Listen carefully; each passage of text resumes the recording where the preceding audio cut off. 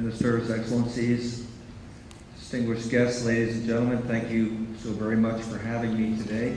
Doctor, thank you for that kind introduction and the high cover that I very much appreciate. I'm very much looking forward to an opportunity of speaking with you today about the importance of security and stability in the Fifth Fleet area of responsibility. Responsibilities of the Fifth Fleet Commander extend from the Suez Canal to the Strait of Bab el-Mandeb to the northern portions of the Arabian Gulf, through the Strait of Hormuz into the Somali Basin.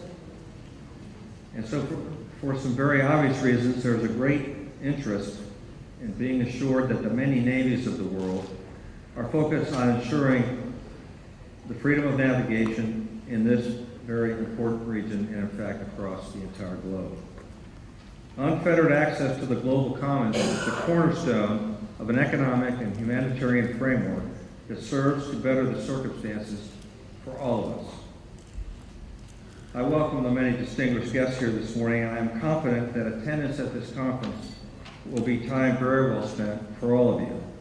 This is an opportunity to share ideas and strategies so that every ship that sails from a port in this region makes it safely to its destination.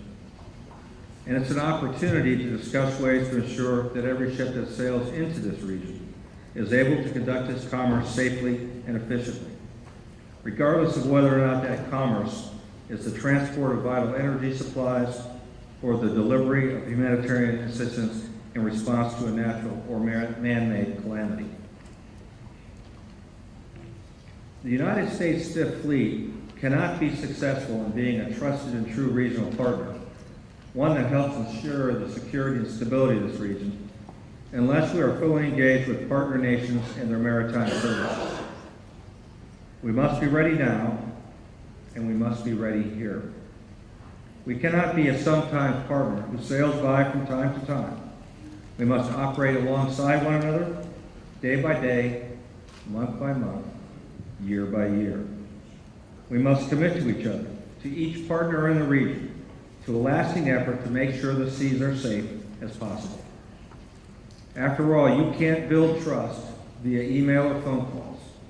You must be out there working side by side with your partners to earn their trust.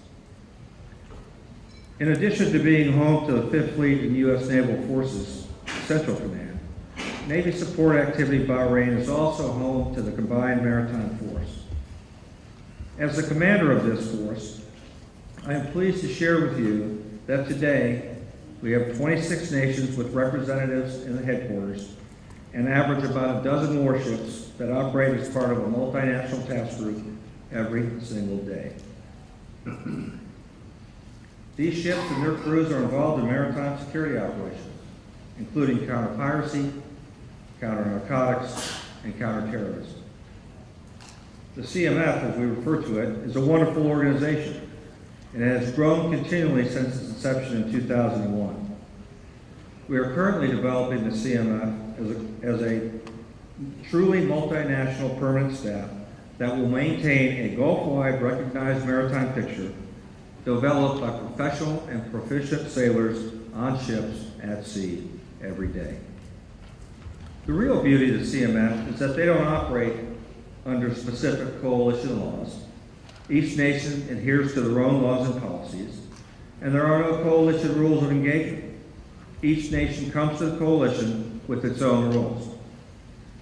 The CMF is truly a coalition of like-minded nations that are dedicated to ensuring security in the Gulf, and it's based right here. Their participation is purely voluntary. No nation is asked to carry out any duty that it is unwilling or unhappy to conduct. Now, when sailors set to sea, the only challenge, the only enemy they should have to overcome is the sea itself. Sea is a demanding and oftentimes unforgiving taskmaster. For centuries, brave sailors have met the challenge and moved commodity and culture around the globe to the ultimate benefit of everyone. And sailors have done so because we understand how important the task at hand is. As Vincent van Gogh once said, "The fisherman knows that the sea is dangerous and the storm terrible, but they have never found these dangers sufficient reason for remaining ashore.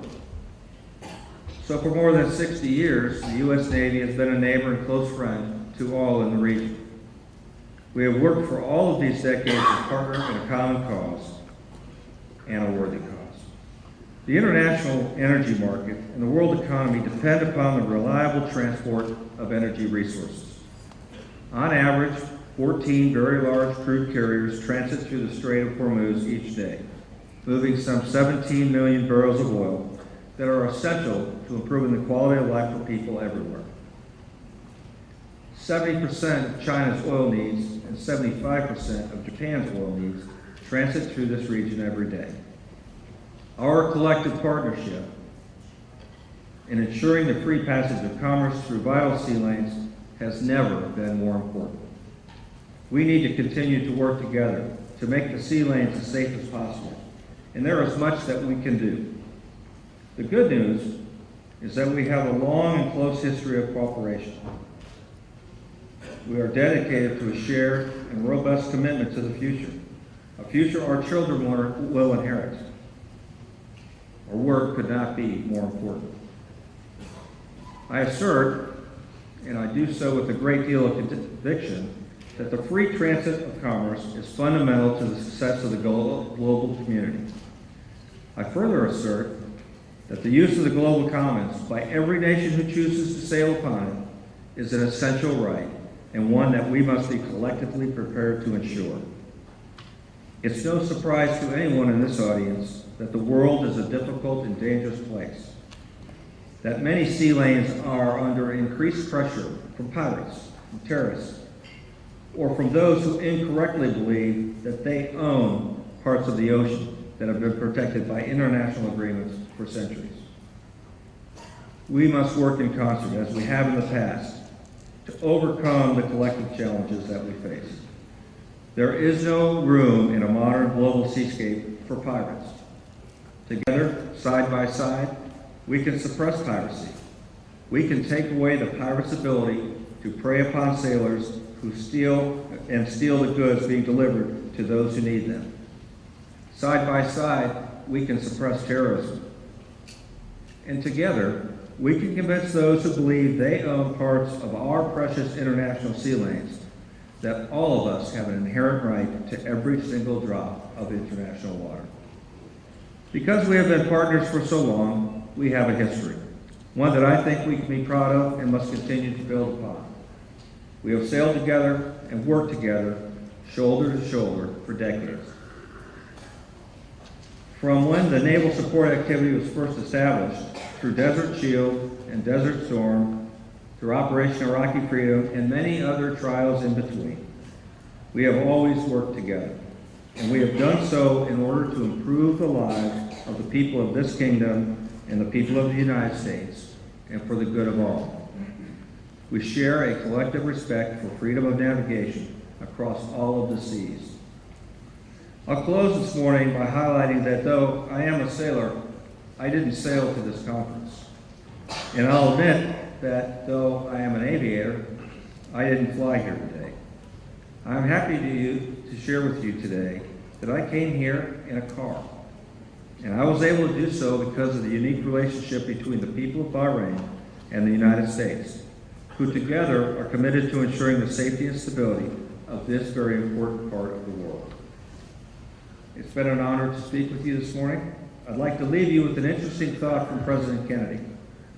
He once said, "It is an interesting biological fact that all of us have in our veins the exact same percentage of salt in our blood that exists in the ocean.